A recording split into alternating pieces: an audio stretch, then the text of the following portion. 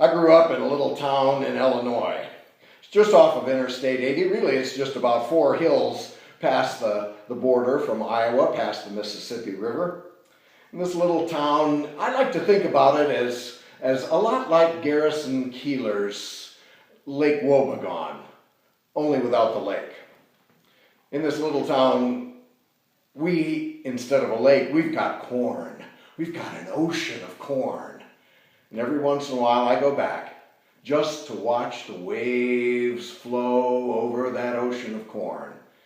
And with every wave that whispers past, my stress level just goes down.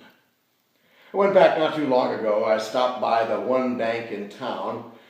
This is one of those little small town banks where they only change tellers once every half century or so. So I know who's going to be seated at the first desk on the left-hand side when you walk in the door. And I walked in to go talk with my old high school friend, Jean.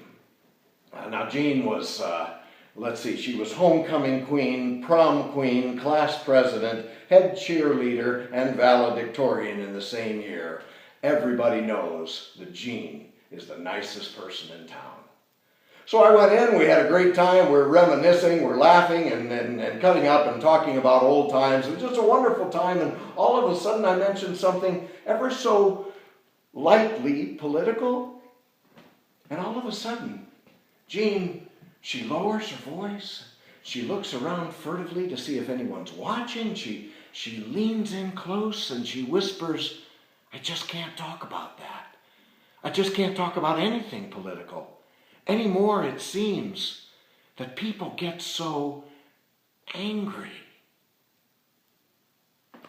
I share that story not simply because it happened once, but because I have heard that same story again and again from I don't know how many people in all walks of life, all sorts of different political parties.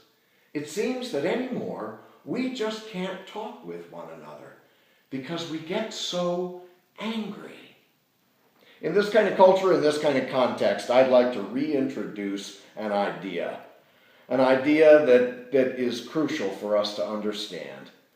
I'd like to reintroduce the radical idea of compromise.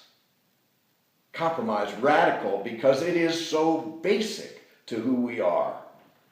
To reintroduce this idea because it's an idea that has been absent for so long, I think we may have forgotten about just how important it is.